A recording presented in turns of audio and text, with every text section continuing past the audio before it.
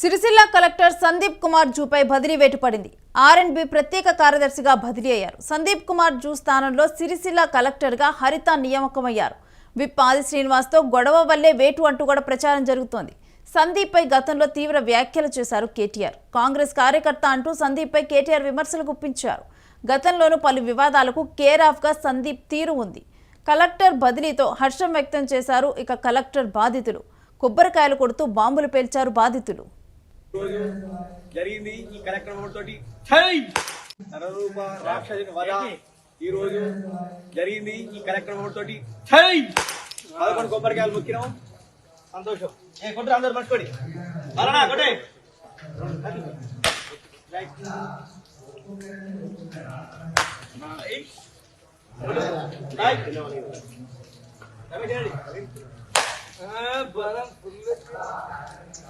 అలాగట్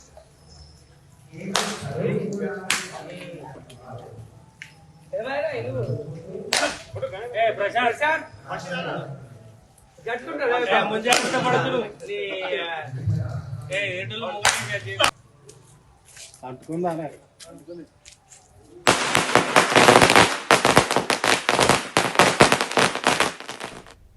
ఒక కలెక్టర్ బదిలీను కొందరు పండగలాగా సెలబ్రేట్ చేసుకున్నారు.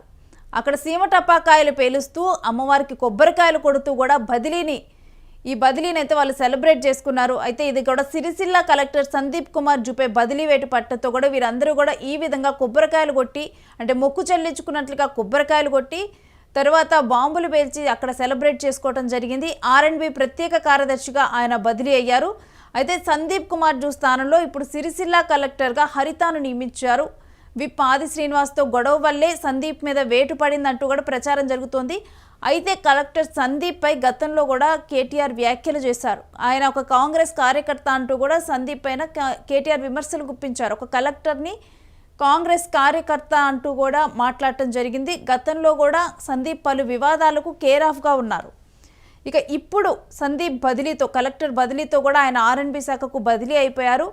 ఈ విషయం తెలిసిన తర్వాత అక్కడ ఎవరైతే కలెక్టర్ బాధితులు ఉంటారో ఆయనతో గొడవలు ఉన్న వాళ్ళు గారు ఉంటారో వాళ్ళందరూ కూడా సెలబ్రేట్ చేసుకుంటూ దీని మీద హర్షం వ్యక్తం చేశారు. మరోవైపు కొబ్బరికాయలు కొడుతూ బాంబులు పేల్చారు వారు. కొబ్బరికాయలు మొక్కినాం. సంతోషం. కొట్టు అందరు మర్చిపోడి అలా కొట్టే